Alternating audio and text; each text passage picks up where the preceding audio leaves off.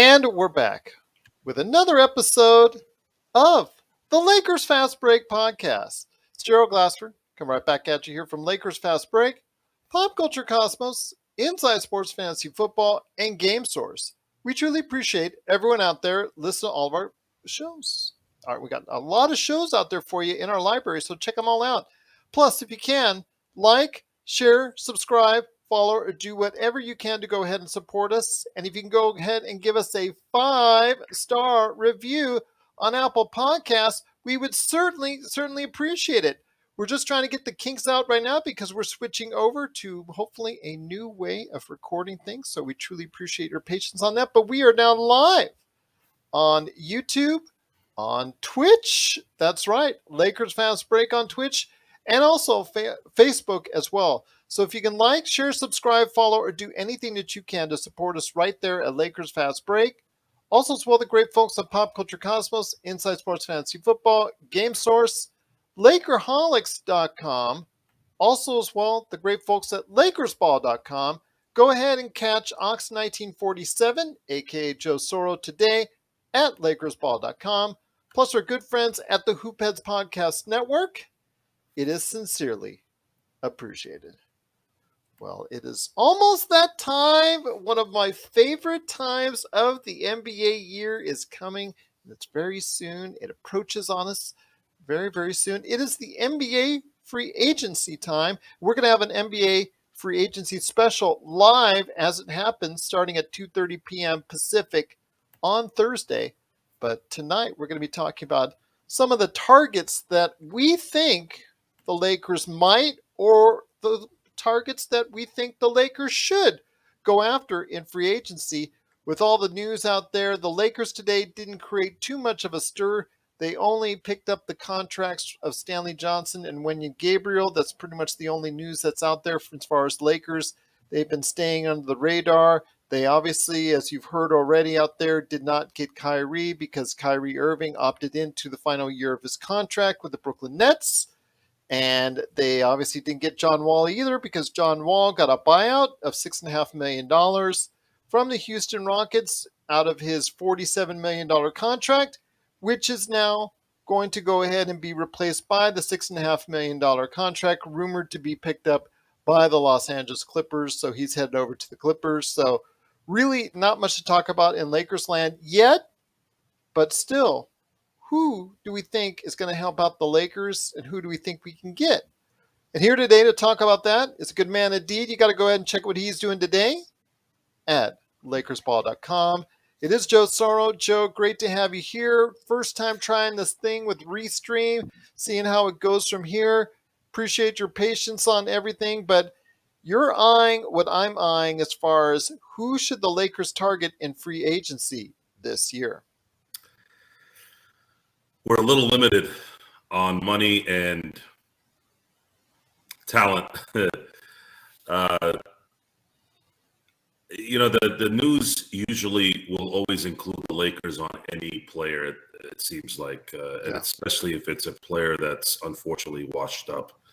I think the most recent one I've learned in the last few hours is Blake Griffin. Yeah. Blake Griffin apparently is going to either choose, he's coming back to LA and he's going to pick either the Clippers or the Lakers, which is kind of odd considering his exodus from the Clippers. Why would he go back there? I'd be kind of curious to see that. But I have been very vocal, especially on Lakers ball, that I do not want a single veteran washed up player on this team.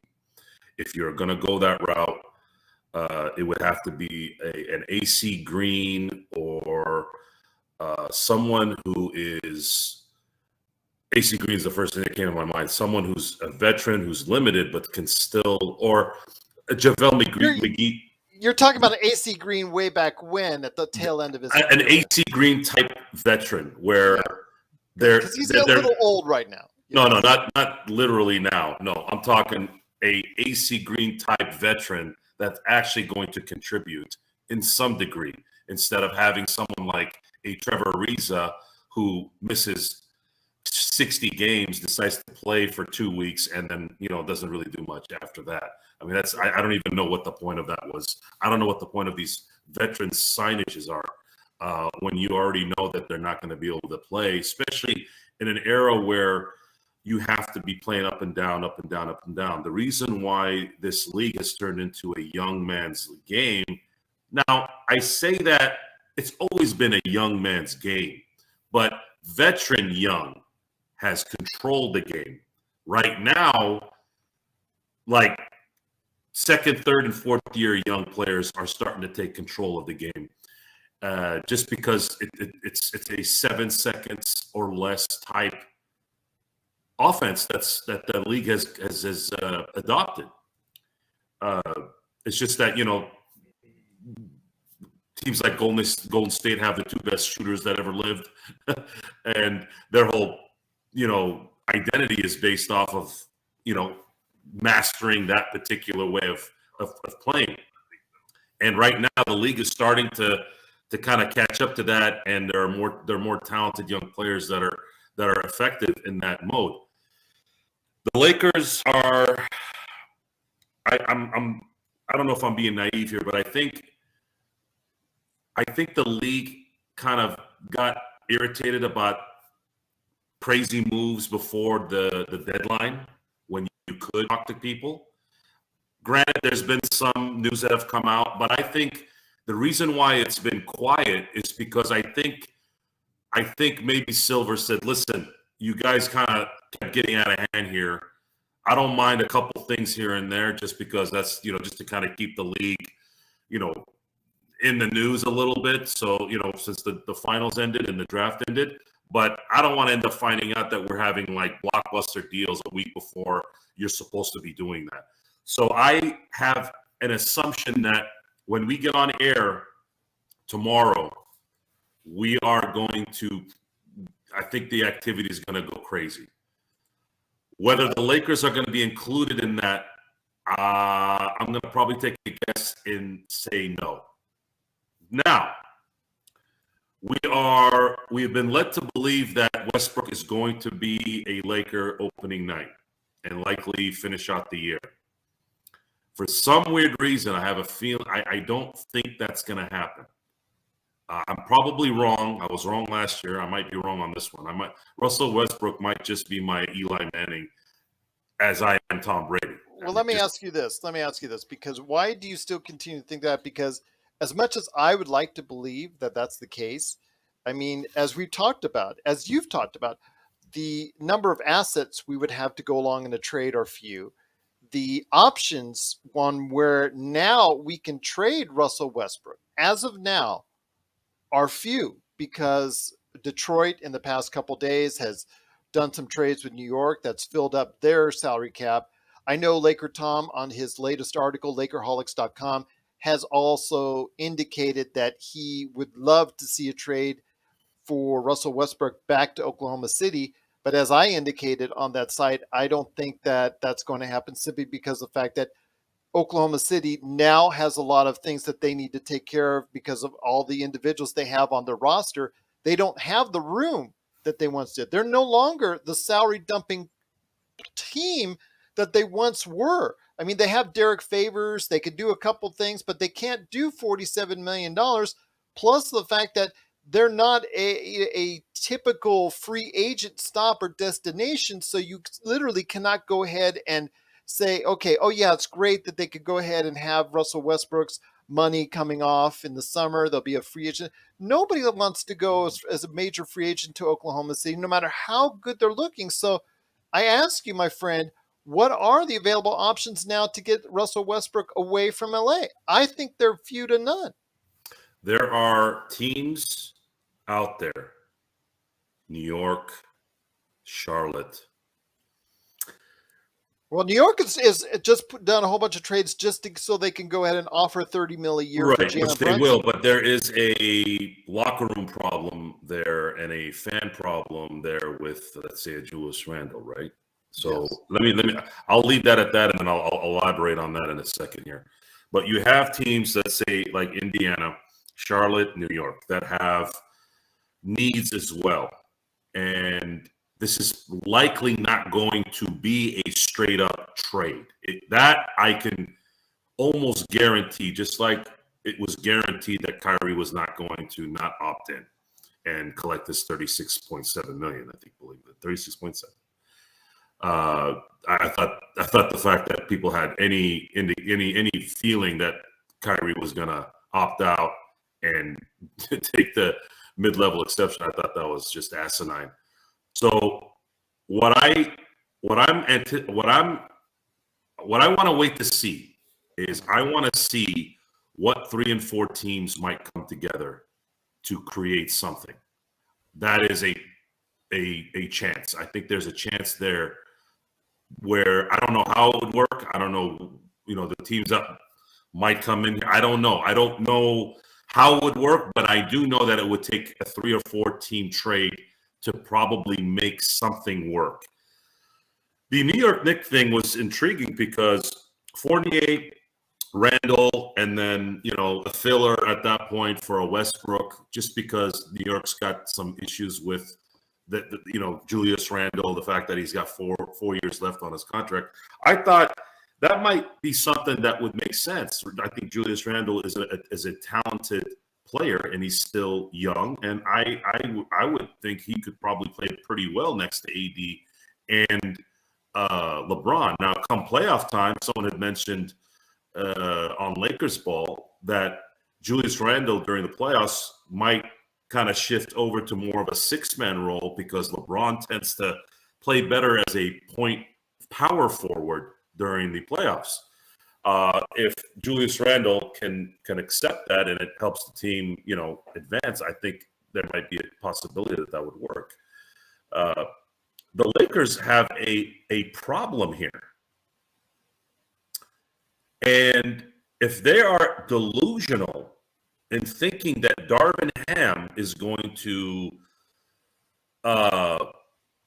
psychoanalyze Russell Westbrook into making layups when he was missing maybe 2 or 3 layups a game consistently. I mean, I thought I was watching Derek Fisher in the past. The problem with Russell was at least Fisher was, not sabotaging the team chemistry with terrible defensive defensive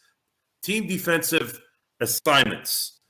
Didn't blame everyone but himself when he did make mistakes or whatever.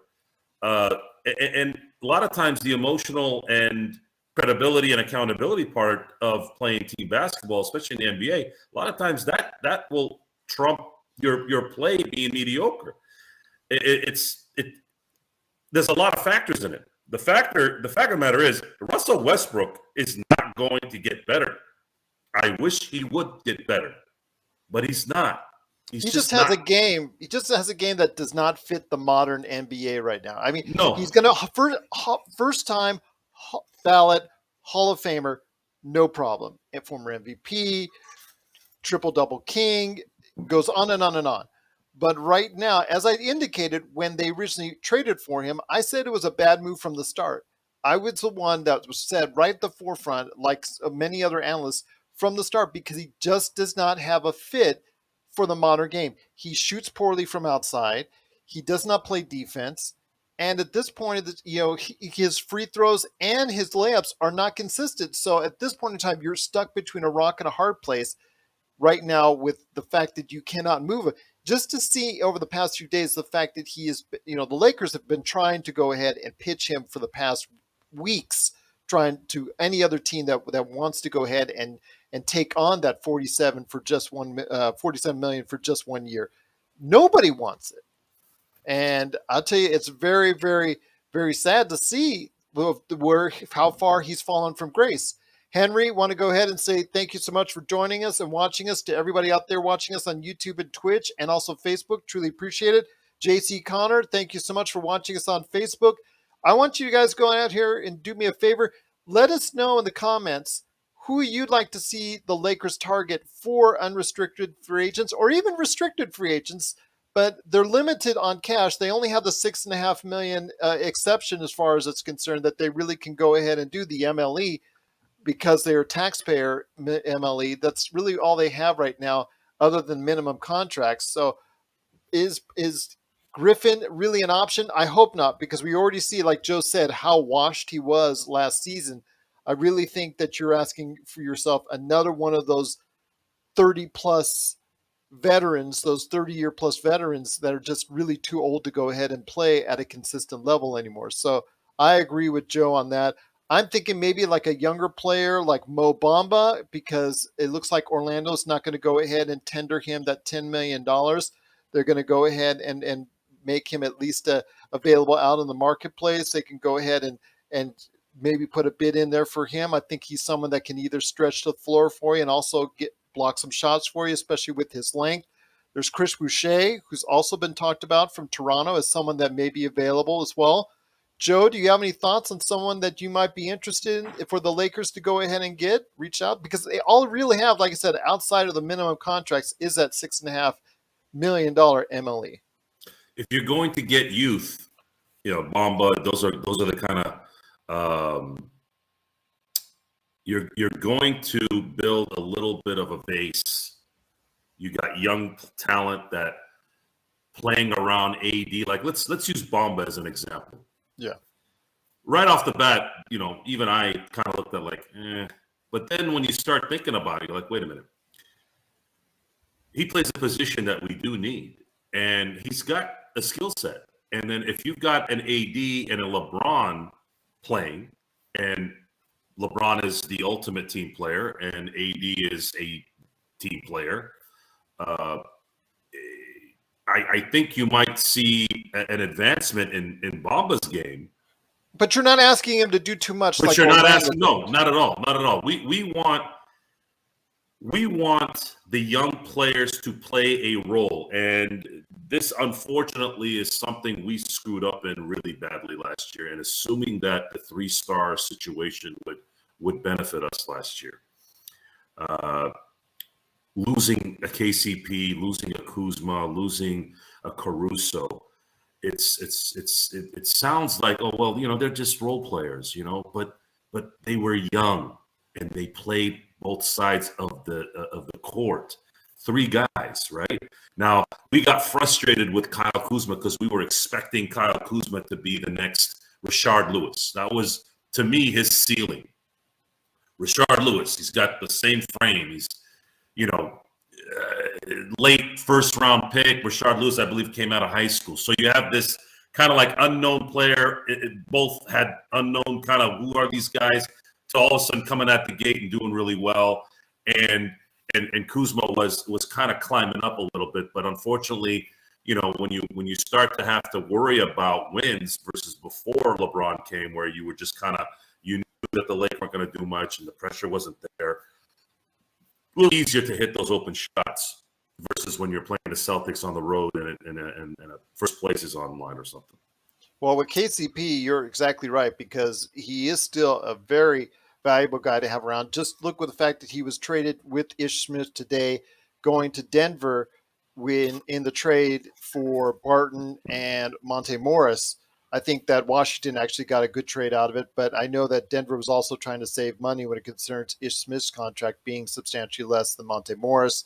So they're trying to stay under the cap, but getting KCP gives them a valuable role player. So that's, I think, what the Lakers should target, are valuable role players, people who can go ahead and come off the bench and play a key role.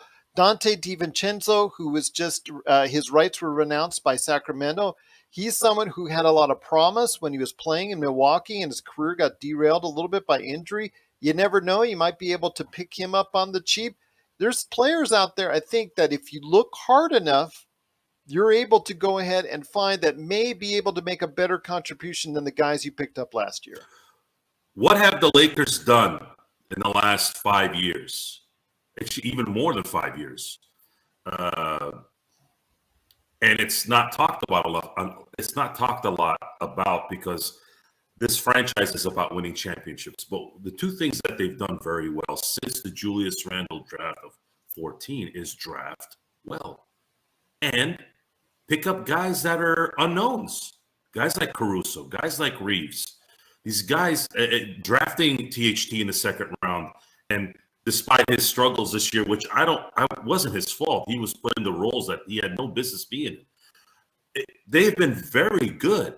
at getting talent in obscure areas that in the NBA in NBA history has not really been where you would find talent. NBA players are extremely hard to find outside the top 5, maybe top 10 of a draft.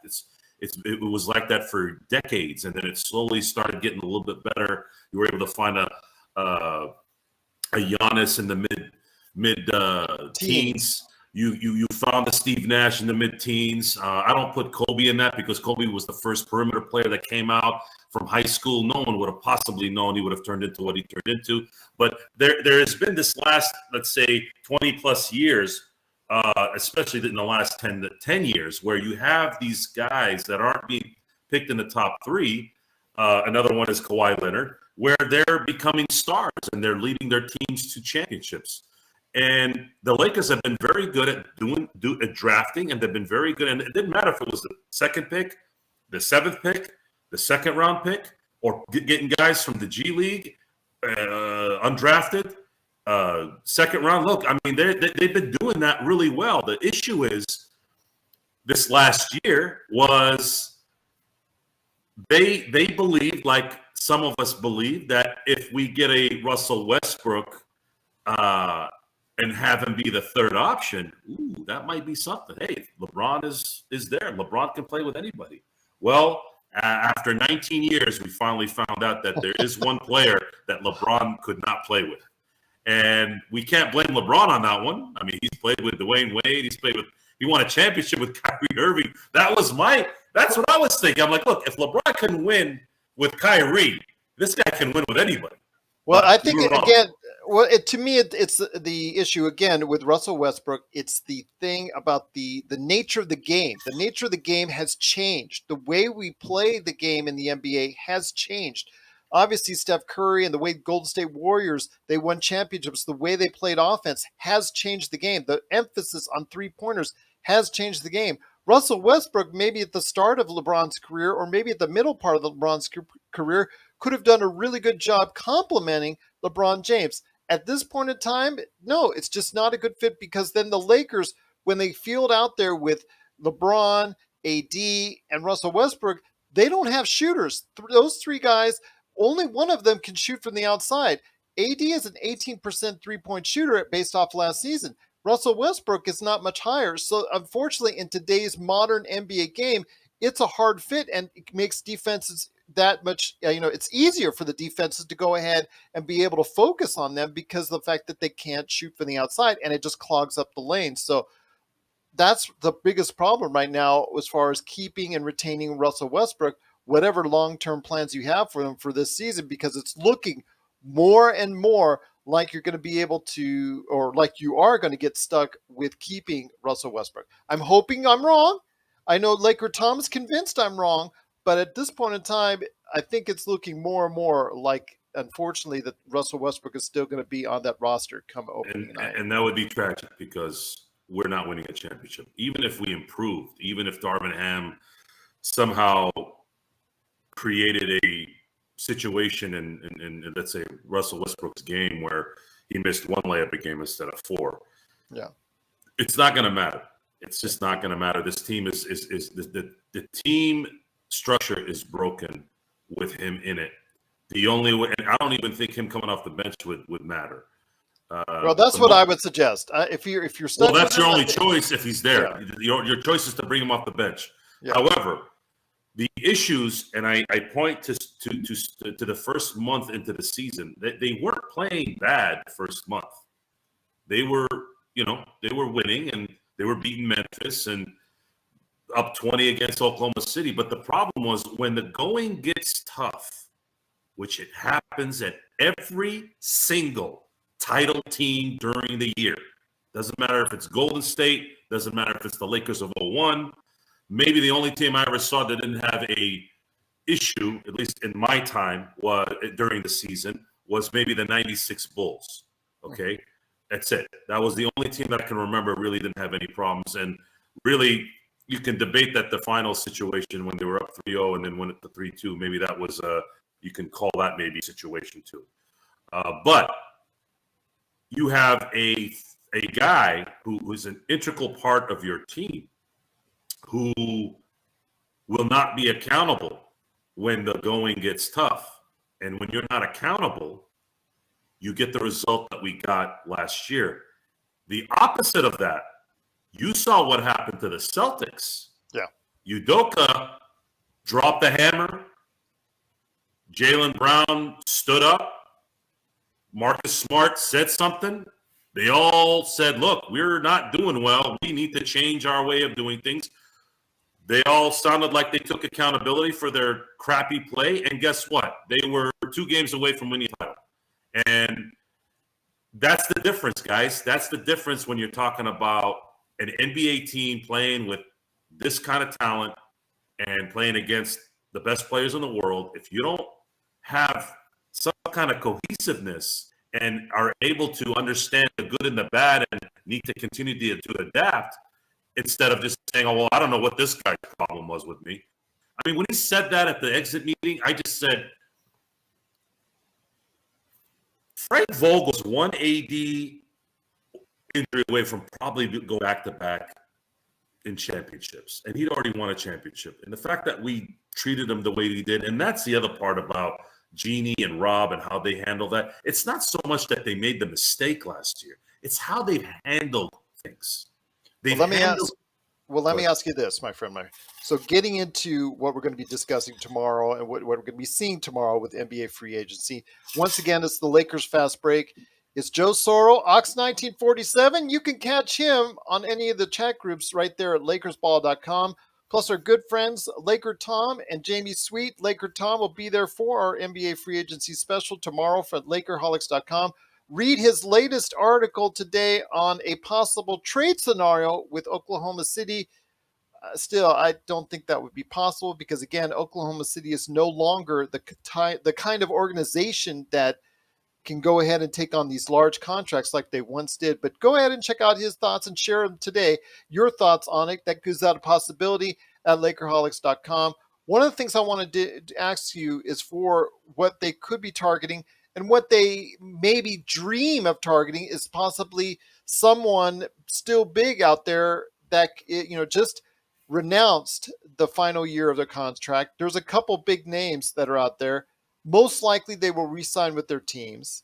Most likely James Harden will re-sign with the 76ers. He's looking to see if he can get a deal that maybe could help out and get more players in the 76ers camp. But you never know. The contract talks could fall out. They could fall away. They fall apart. Something could happen. And the Lakers might be in play if he demands a trade to go to the Lakers. Same thing with Bradley Beal. Bradley Beal will most likely sign a new 5-year max deal with the Washington Wizards, but things could fall from there. Would this be something that you think that the Lakers, if they demand a trade to the Lakers, that they could actually pull off? There's only one player that's going to demand to go to the Lakers, and that's Kyrie Irving. Well, that's too late. He's already picked up. Yeah, unless he goes and says. Yeah, he would have to go to the front office, and there's been a lot of rumblings that the Nets really don't want to start. They don't want Kyrie anymore. Well, the Lakers have offered a sign and trade already this week. Yeah, they were the ones that were actively working on it. They don't want Westbrook. They don't want Westbrook, and because you're trading basically a malcontent for a malcontent. It's I don't know what the Nets are going to do. I think if they're smart, I think they just kind of deal with Kyrie for one more year, hope that Ben Simmons grows a pair, and then try to figure something out next season so that Durant has a chance to have a viable team. I feel bad for Durant. I mean, Bradley Beal could be a maybe, but then again, I think Bradley Beal. Very slight chance on that. I think Bradley Beal. No, there's no chance Bradley Beal's coming to LA. Bradley Beal's going to be getting a $246 million extension. Yeah, right around there. Okay, if he signs with Washington, that's the only place where he can get it. Right. Would that mean that? I know that Miami's been trying to figure out how to get one more guy over there, and a Bradley Beal would be perfect. But I don't know how they're going to be able to make $50 million work for one guy. Yeah, I don't know how that's going to work now that he's getting that extension. Well, Bradley Beal. Well, one name that could be out there for us is a re-sign. are you interested in Malik Monk returning? Because he said he would even talk. He's even talked about and said on the record that he might even take a discount just to head back to the That Lakers. is very admirable of him, and I believe him. But I believe he's going to get more money, and he won't be a Laker next year. Yeah, I don't see that. I don't think one of the few guys that actually did play a little bit hard, play hard, even though he was limited on one side of the court. Yes. He was a spark on offense, and I enjoyed his game very much. I wish we had a better team for him. I think he would have been an asset in the playoffs with the right offense. And give him a But defined role, because you yeah, were always playing with him as far as he was starting. the start Yeah, and yeah, bench, start, bench. yeah. It just, it totally ruined his rhythm. Con- And yeah. Continuity is really key. We look back at the 2020 title team and we see a JaVale McGee, we see a KCP, we see a Kuzma who wasn't making open shots. But the one thing that we were able to do, or the Lakers were able to do, was they had the same lineups coming in. They were doing the same stuff. And that first 3 or 4 months, we were struggling beating the higher end teams, but they were winning the games they were supposed to. And that makes sense if you've followed sports a lot. When you have a team that's for the first time playing together, you're gonna go through those challenges. And the one thing that they weren't doing was they weren't losing the games they weren't supposed to. And then when they were losing those games every night, regularly at the first 3 months to these star teams, it was irritating, but it was understandable. Well, because you kind of can sense it as they were playing.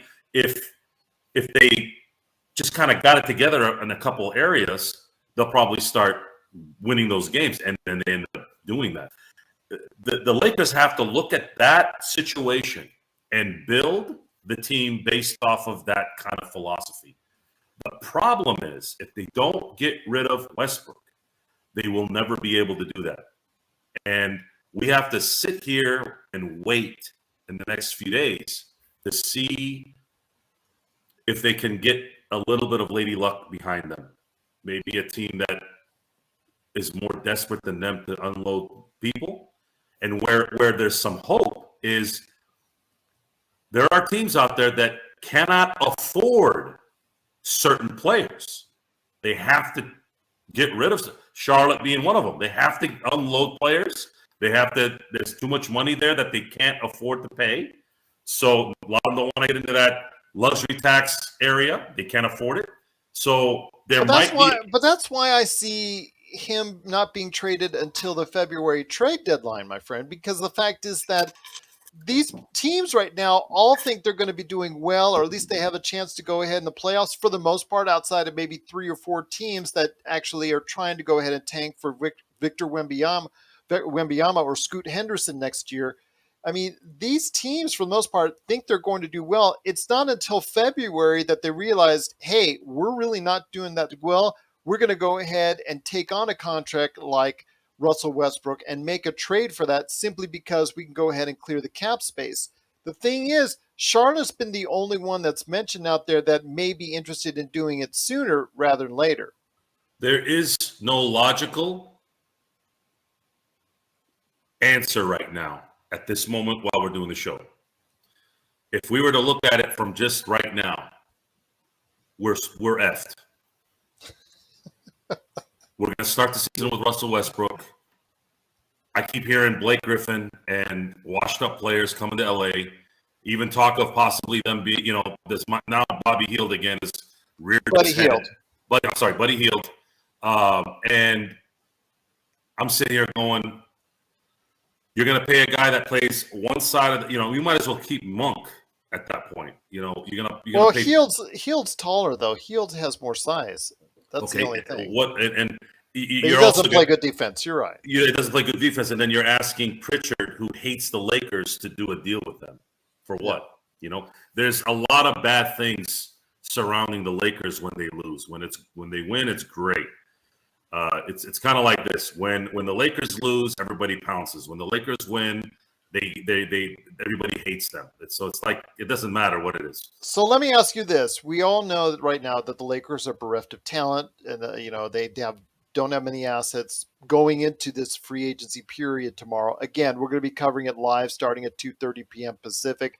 Going to be trying to go ahead and get it out on our Facebook page, also YouTube and Twitch, doing it live on all three. So we truly appreciate it if you can watch that. But with those targets that the Lakers have to go after, where would you target first? Which position, with the limited amount of resources and the limited amount that we can go ahead and sign individuals, such as the $6.5 million MLE, where do you think that they can go ahead and work with that? Terrell, thanks for watching so much. We truly appreciate it. The Pacers deal, if they could Terrell get Davis. Yeah.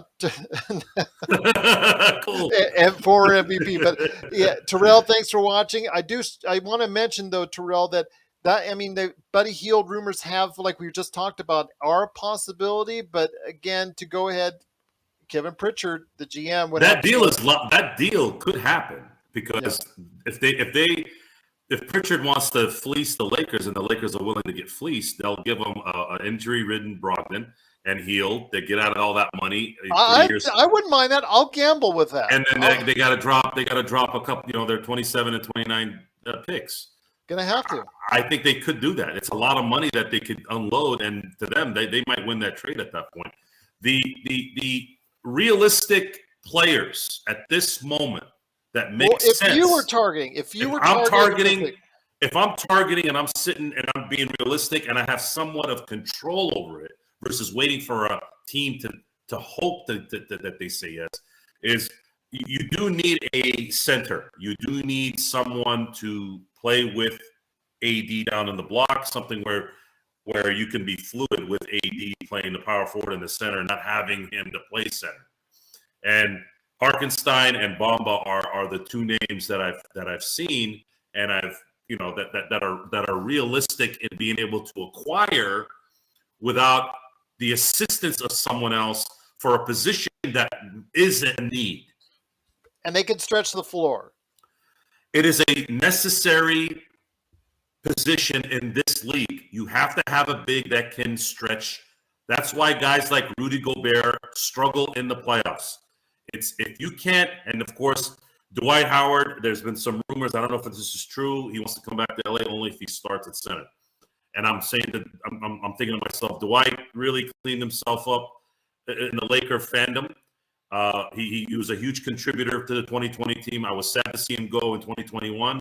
Glad he came back in 2022. But unfortunately, Dwight's game is gone. It's obsolete.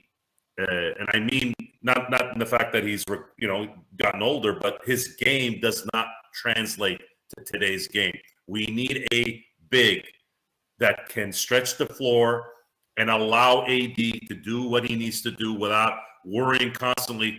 Man, our big, DJ and all these guys that we had, all these washed up guys that didn't know what they were doing. We got to put AD at center now and figure that out, figure the rest out. No, we wouldn't have that problem if we were to get one of those two guys. They're young and they're skilled, and if you've got AD next to them, there's going to be more opportunity for them to be successful.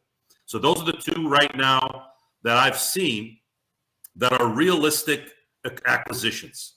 And if they can get one of those guys, it would be a positive. Terrell, I'll just say Terrell is emphasizing that, he's heard that the Lakers might have turned it down. I know they've been shopping Malcolm Brogdon everywhere as far as the Indiana Pacers are concerned. If the Lakers do get that coming around again, I would take it. I would just say, I will deal with the injury issues with Malcolm Brogdon and Buddy Hield over what you have with Russell Westbrook, because if they come in healthy and if they play 70 games for you, that's a whole lot better. Plus, you could still spend your 6.5 MLE on a center that could still be out there that's competent enough to go ahead and get the job done. Okay, so word is the Pacers wanted picks. Lakers didn't want it. Lakers didn't want Brogdon's contract. You're hearing a few reasons why. I haven't gotten a definite on what. At this point, you don't really have a choice if you're the Lakers. Yep. You really don't, and the league knows that. You are LeBron James is going to his 20th season. Yes, he is the Tom Brady of the NBA. He's probably going to play another 2 or 3 years. The problem is, how many of those years are going to be title contending years? And I'm sorry, I don't care how good he looks in the offseason, getting ready for the season. It is not fair to expect LeBron James to be playing 35 minutes a game and scoring 30 points. It's not, you can't do that. You just can't. You can do that with AD, who's 29 in his prime. The problem there is his physical situation going to allow him? Yeah. LeBron is 20 years in, and really, he's not 20. Well, you saw him last year. I mean, he focused on one side of the ball. Because he has to. Yeah. You cannot play. Kobe did it. He did it. All the greats did it. At some point, Kareem Abdul-Jabbar, they made a movie about how he wouldn't run fast enough to the other side of the court because the the winning time. Airplane. Oh, airplane. No, airplane. Right. Remember, there was a joke. You don't really play real hard until the playoffs. So this is not new, guys. This is not something that see. This is the problem. We have revisionist history in all our minds. A lot of this stuff's happened in the past. We've had all these problems. It's just that we have the information in our hands, literally with the phone, right away by the minute. So I'm not going to sit here and expect a LeBron James needs to be fresh for the playoffs. That's where his value is. So I ask you this: if you're right there working with the Lakers, you're in the office, Rob Pelinka, and you're saying, you've got that phone number, you've got the speed dial handy to Indiana, back to Kevin Pritchard. I personally am making that call because if they're healthy, Malcolm Brogdon is a 50, 40, 90 player. He has been in the past. Buddy Hield, Laker Tom loves Buddy Hield because of the fact he'll throw up 10 threes on you and hit at 40% if he's if he's doing at a typical Buddy Hield pace like he was in Sacramento. So your thoughts? I say go for it because, like you said, Russell Westbrook, keeping him is the absolute least option at this point that the Lakers won't want to go ahead and do. Because, like you said, if they have Russell Westbrook on the roster, it makes things so much harder to go ahead and be a competitive team. You have to factor in that the part that's beneficial also is that Westbrook is not on the team. Yeah. That's a big subtraction, and becomes an addition. Just him not a part of that situation. Yeah. That has to be a big part of it. Protect the 27 and 29 picks. Protect them up to 8. If Indiana is really desperate to move those contracts, I'm pretty confident they'll take that chance where they're getting at least a top 8 draft pick in 27, 29. Lakers. At least if you could do it to 5. I'll give it to 5. I guess if it's the last thing and you have to do it, you have to. And the reason why you have to do this is because you have to give the LeBron AD reign another year to have a chance at winning a title. But the only problem is, Joe, in today's trade for DeJounte Murray, which DeJounte Murray went from San Antonio to Atlanta, Atlanta gave up 2 unprotected first-round picks that are sooner than what the Lakers could offer, and that's a problem. I'm not saying. Look, those are 2 different situations. I think Atlanta thinks that this is the other issue with the NBA. Guys like Brunson are getting $30 million a year off of one season. People don't seem to learn their lesson with the contract players. Brunson's a great player. Is a nice player. Before him, Julius Randle, nice player. Well, that's the thing. Is Brunson good enough to be leading the team in New York? No. He's getting paid like a number 1, and that's the problem. In the NBA, it's not really a problem because larger contracts allow you to make deals easier. If you have $30 million that you can put into a deal to get a player you want, you have that player that you can use. However, there are too many very good players earning max money and going to teams and then flaming out after 2 years. Look what happened to Jeremy Grant. That was a perfect example. And he's not the only example. You have Julius Randle. You have Jeremy Grant. Brunson's the flavor of the week. Murray's the flavor of the week. Do you really think Murray's going to make that much of a difference in Atlanta to where they're going to go to the finals? I mean, is he that good? I mean, he's good, but he's not. He's not going to be a 1A star. Yeah. It's just I don't see it. I'm sorry, I do not see it, and it should be evidence that that's not going to happen because San Antonio is one of the best talent evaluators that probably the NBA has ever had, and still do that very, very well. Why would they give up on him for 3 draft picks if they thought that he was going to be the man, or at least a number 2 at least? Yeah. It's I'm not going to base that on what the Lakers situation is and what someone else is going to give or not give. We are in a situation where we are desperate to get rid of someone that's a detriment to allowing this team to be a title winner. The other teams that we're going to be going against to see if we can do something, they're trying to offload millions and millions of dollars with several years attached to it. The Lakers are going to have to take on that risk if they want any shot at getting a title-winning team this year. If they don't, they're going to go into the season with Russell Westbrook telling basically us, LeBron, if not directly to his face, but, there. Well, saying, LeBron will sign an extension. Well, if LeBron doesn't sign the extension, then the Lakers have made the commitment that we are going to start over next year. Yep. That's it. There is no other way to go here. 256 Bradley, he doesn't care what we do. He just wants to get rid of Westbrook. Again, we all want, as far as if and you saw the Lakers season last year, you realize that it's not going to work for Westbrook. Whatever renewed vow he has supposedly as far as committing himself to the Lakers team, it's just his game is just not where it needs to be in the modern NBA, and it just does not work as a good fit for the Lakers at this point in time. He might be a good fit on some other team that has a lot of shooting around it that can actually replace a lot of things that he cannot do. Maybe what he can do still well at this age, maybe will work for them. But right now with what the Lakers have, the options of having and keeping Westbrook and still being a very competitive team, it makes it a really hard deal. So 256 Bradley, couldn't agree with you more. Terrell Davis, same thing. You guys have been great out there, especially out on YouTube, so we truly appreciate it.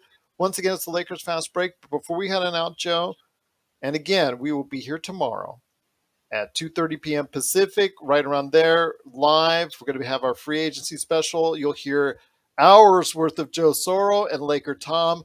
Hopefully, Laker Tom will not turn red like he has in our past 2 trade deadline specials. The Lakers. You should see it, Joe. If you ever look back at it, see him watching him turn red, especially that first year when he was so mad that the Lakers did not make a move for Kyle Lowry. But if be that as it may, before we head it out, I'm going to throw some names at you and see if this is something that you think that the Lakers might be interested in as far as getting or looking into as a player for the 6.5 mid-level exception. So I'm going to throw some names at you, and we'll see what happens with this. First off, if he is an unrestricted free agent, Yusuf Nurkic, I think he'll go higher. I don't think 6.5 will be enough. I think you'll need more, and I think you'll need the full 10 if he's actually becomes an unrestricted free agent. No, not a name he's interested in. Bruce Brown from the Brooklyn Nets, good glue guy, but someone who can play certain roles for you. Well, Brown would be a good pickup at that number, not only because he's skilled and it would be a bargain in a way. He's got a little bit of a condition of being around a bunch of crybabies. But he's a nice glue guy. He's a really nice glue guy. Yeah. He's already sort of been conditioned to be around the drama. So if he goes to LA, he's not great hustle guy. Great. He might not be affected. He might not be affected with the pressure and the nonsense that might be in LA, especially if Westbrook is still there. So I would say that would work. That would be an acquisition I would welcome. Probably not going to be able to afford him because he's probably going to sign, I'd say right around between 12 and 15 is Bobby Portis. There's no chance we're getting Bobby. Okay. I would love to get Bobby. But PJ Tucker. He opted out. I think he's going to get what, a 3-year deal. Yeah, I was saying 12 to 15 million a year. Yeah, I think it's probably in that range. I would. Yeah, it would be nice to get him. But no, wait, no. PJ Tucker, but most likely he's been rumored He's going to Philly. Philly. Yeah, he's going to Philly, and I'm going back. He's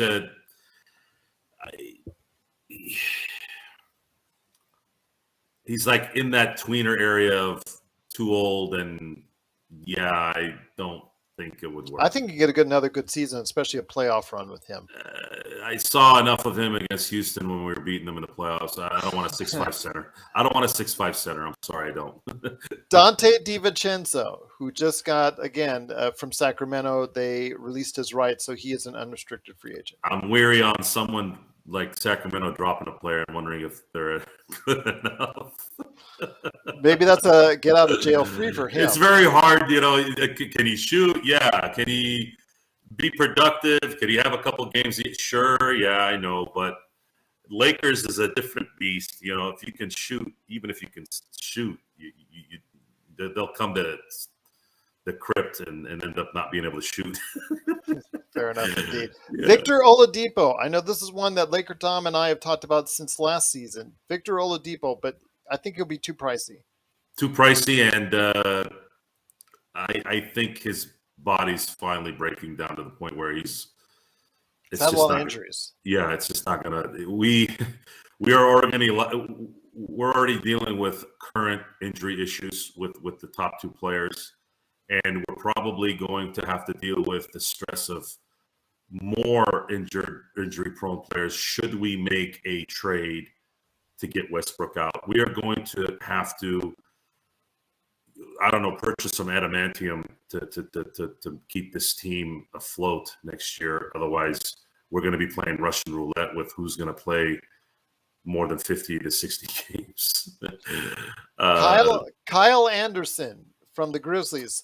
We mentioned this briefly on our last broadcast. Slow-mo.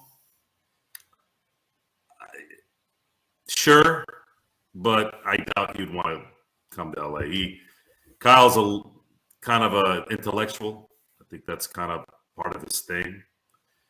And I don't know necessarily if he'd want to be around a bunch of guys that are, I don't know. I'm going to throw a name that's really hot out there. Gary Harris Jr. from Orlando. Yeah, absolutely. I'll take Gary. I don't think he'll go for 6.5. I was hoping for some miracle to figure out something with Toronto to get Gary Trent Jr. You think he'll go higher? I think he'll go higher. That guy's always hurt us, and he's 20. What is he? 23, and no, Harris is older. Harris is older, but I was talking about Trent. Gary Trent. In terms of Gary, no, I don't know. I don't know about that one. I don't know. Good shooter, defensive player, can do a lot of things for you. He's actually come back on the rebound. Had a good year in Orlando, coming off the bench for them.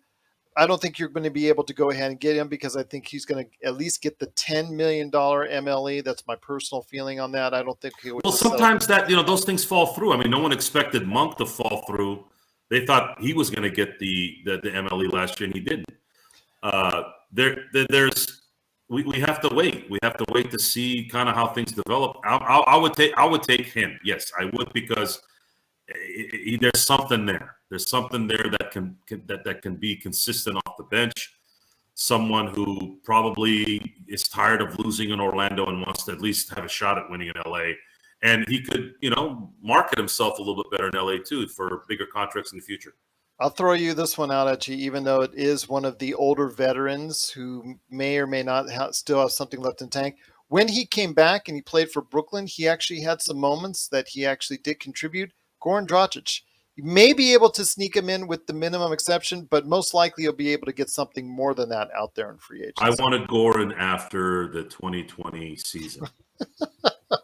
Wouldn't everybody in the NBA? I wanted Goran after the time. I was talking to my Miami Heat friend, and I said, that's the guy that this team needs. After they'd won the title, I go, man, if they could just somehow find a way to get Goran, that is the perfect player. He is smart. He's the ball handler. He's unassuming. He's quiet. He's team oriented. I go, that's the guy. the kind of like the backing for LeBron. What if you don't make the Indiana trade for whatever reason, and you offer Goran with the minimum, the veterans minimum, the starting spot ahead of Russell Westbrook? Yes, I would do that in a heartbeat. The problem is Goran his body's breaking down too. I know. I think they'd have to monitor his play to probably 20 to 25 minutes a game, and I don't. If that's the case, and you're not playing Westbrook, I don't know if LeBron's going to be. We're going to be able to have LeBron. This is saying that we don't make a drastic change in the team. You know, LeBron, every time we think, man, can we get LeBron to play 25, 30 minutes a game? He ends up playing 36 minutes, 38 minutes for like a month, and it ends up being a problem. So let me ask you this one. Okay, we did talk about Isaiah Hartenstein. I think he's going to go. I think there's going to be a bidding war on him and his services because he played very well for the Clippers. If he does sign with the Clippers or someone else, I also Zubac just made a killing as far as a 3-year, $33 million. Well, that deal, pretty so much seals the deal that he's not going back to LA. most likely, yeah. Although you know what, Ballmer's got some cash, so you never know. But congratulations to Zubac, who I always appreciate as a player. Wish he would have never left the Lakers. And I thought that was a terrible trade to get him out of the Lakers and went to the Clippers. Still regretting that one. But as far as we also talked about Mo Bamba, if he does become available and he's available at that $6.5 million, that I think the Lakers, that would be a decent option for them because he does go ahead and protect the rim. He's got more reach than virtually anybody else in the NBA. Plus, he can shoot 40% from three. So as long as you're not expecting too much out of him, 20, 25 minutes a game, I think you can do a pretty good job with him right there in the middle. One of the names I did want to talk to you about is Thomas Bryant. Do you see him as maybe a return to LA? He did get an injury, but his game before the injury that he suffered at Washington, his game really developed and he became a pretty good stretch ball five. Yeah, I would definitely. He's young and has the skill set that we need. I'm tired of. I think all we talk about is injuries in the NBA these days. I don't remember it being like this. I remember we used to have issues with Shaq kind of being lackadaisical during the regular season, but we never ever worried about him when it mattered. Nowadays, it's the fact that I was having discussions with people about Kyrie Irving before he opted back in. They're like, well, okay, so if we get Kyrie Irving and he plays 50 games, hey, that might be this. And I'm like, 50 games? Like, we're just making this okay now. Oh, let's just get this guy. Well, he's injured, but he might play 60 games. Like, I don't know. Modern medicine, first class flying, massage people, nutritionists, all this, and it got worse. I don't know, man. Yeah, youth.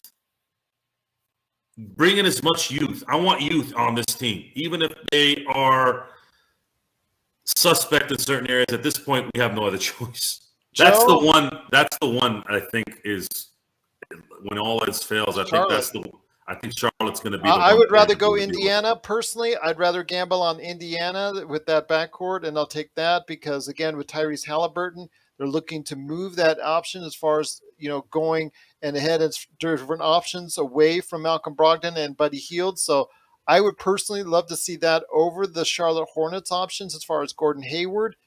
Not really a fan of his. Not really thinking that maybe he's going to be able to stay healthy for an entire season anymore. I think that's going to be an issue there. But I really think of the two, I would say Indiana, if that's the one you could work out. That's probably the better thing for the Lakers because then if they're healthy, you've got your backcourt set, you've got your front court set, and the only thing you would need to do is spend that $6.5 million on a decent center, and there you go. Charlotte's going to be the one, the last resort, and because they're a team that's not as desperate as the Lakers, but desperate to not pay, and that right there is going to be the revealer when this free agency summer starts, is which team is finally going to get to that point where, like, man, we really need to unload these contracts. We cannot wait any longer. Call Rob. let's get that guy over here. Let's get out of here. In 9 months, we're cleared. And then Rob's going to have to make a decision on how he's going to set up his draft picks if he gives those up. Because I think he can make that Charlotte deal without giving up all their draft picks. They could make it work because they're both equally at some point going to need to do the deal. Charlotte's still one. Then the Lakers have to hope that Rozier, which is likely going to be in the deal, and then Hayward somehow stay healthy. Can they? It doesn't matter. It doesn't matter anymore. I just think Brogdon's a better fit on what the Lakers is a better fit. He is a better fit, but I don't think Indiana does the deal without fleecing the Lakers. Charlotte wants to dump money just like we want to dump Russell Westbrook. They're more apt to just make the deal and get out of their head, get this out of their hair, and then the Lakers have to pray that Gordon Hayward doesn't get injured. If there's any kind of something there during the year, he would help if he's not injured. Rozier is a good player, small, but he has a role on this team. And then Lakers getting a Bamba, getting a Hartenstein, and then crossing your fingers and seeing if we can get a couple of young, kind of not maybe really, really good, but at least somewhat average 3D type players. And then maybe team chemistry hits halfway through the season and it starts to work out. And then maybe re-signing a Monk. And then maybe if Monk is, I have a lot of respect for Monk. I think it was nice of him to say that, hey man, I'm willing to stay here. You guys helped me kind of resurrect my career. I'm willing to stay for just a little bit less than. But come on, I mean, if he gets a $10 million offer, he's going to take it. Yeah, and that's the thing. Yeah. That's the problem there. And the Lakers do have a lot of things to worry about and concern themselves with. But it is the Lakers Fast Break. We do truly appreciate you watching and listening out there. Thank you so much for being part of our live coverage on our Facebook, Twitch, and YouTube channels. Once again, just go Lakers Fast Break on, of course, YouTube, Twitch, and also as well Facebook. Go ahead and give us a shout out at any point in time on Twitter at Lakers Fast Break, plus also as well, LakersFastBreak at yahoo.com. But before we head on out, Joe, wanted to stay on just a few extra minutes because we've got so many people watching right now. Wanted to go ahead and ask you again, Joe, if you were running the Lakers tomorrow, what are you expecting to do and see happen for the Lakers? And what do you think the Lakers can go ahead and work out come 3 o'clock Pacific time? You're going to want to make offers to Bamba, Hartenstein, the young guys in positions that you want, that you need. Whoever those guys are, whoever they have their eyes fixed on. And then you're going to kind of see how things develop with those who are desperate to unload years beyond next year. Those are your only bets, only chances of being able to dump Westbrook. I don't believe in any way that the Lakers are excited or content on starting next year with Westbrook. I think that is a giant lie. And they can't say anything other than what they're saying because there is a big chance that they won't have a choice. So by not setting the bridge on fire, they now set themselves up for, if they get asked, well, I thought you guys were, I thought Darvin Ham was going to help Westbrook. Well, guys, we got an offer that we couldn't. You can't work miracles, man. I don't. You can't change a player in his 13th year. I'm not going to put Darvin Ham in his first head coaching job in a position where he has to tell a guy who's making $47 million how to make a layup. That's absolutely asinine. How are you even going to? How is that even going to make any sense? How? Why would you? I couldn't do that if I was running a team. I'm not going to sit there and tell Darvin Ham, hey, dude, look, we're the LA Lakers, and yeah, we made a mistake last year getting this player, but you're going to need to tell Westbrook he needs to play more team ball. And by the way, he's got to make layups. So Laker Tom in our last episode said he's 80% sure the Lakers are going to go ahead and trade Westbrook by the time, or at least Westbrook will not be on the roster come opening night. when we talked to Jamie Sweet was the exact opposite, and he's 80%, 70, 80% sure that the Lakers will have Russell Westbrook on the roster because he thinks, like I do, and I'm going to be honest with you, not that I want it, but I think it's just going to happen because the Lakers are just going to run out of resources unless you take a trade like Indiana or Charlotte. That I think it's looking more and more like the majority decision as far as the majority percentage per se is going to be on Russell Westbrook staying. So what side are you on? Are you on Laker Tom's side as far as it's concerned, or do you on Jamie Sweet's and mine as far as thinking that most likely we're going to be stuck with Russell Westbrook whether we like it or not? I think 80% is a good. It's a fair number because it's something they have to do. The only reason why they won't be able to do it, and that's where that 20% comes in, is if there is absolutely no way of a deal happening. But the reason why it's valid is because there are teams out there that have to unload large contracts. And some of those contracts have talent on them. And the Lakers are going to have to make a decision on whether they're going to keep Westbrook and guarantee they're not going to win a title next year, or risk getting injury-prone players and having to pay them a little bit more money, and maybe they work. That's it. There is nothing else. There is no way out of this unless they sit there and say, all right, bring in LeBron.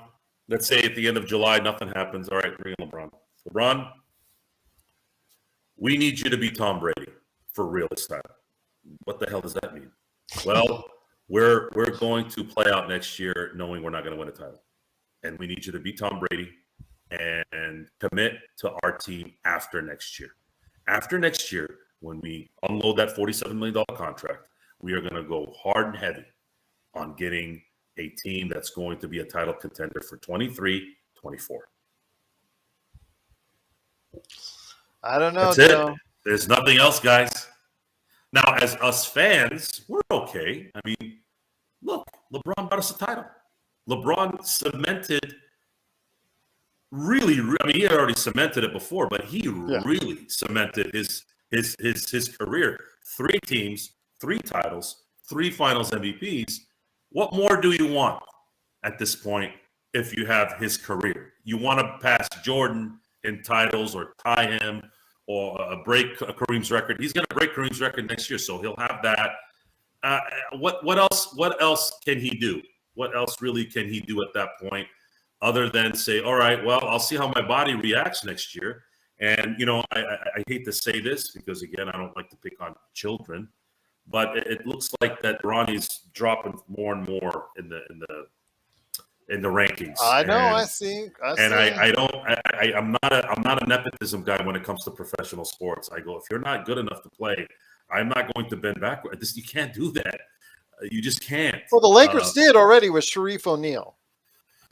Yeah, but that's a summer league thing. Yeah, that's true. That doesn't really count. And G League is created for players like Sharif, guys that don't want to go to school, want to come play and make money playing basketball. And if they develop like a Caruso or a Reeves, then you did good. Because Pippen Jr.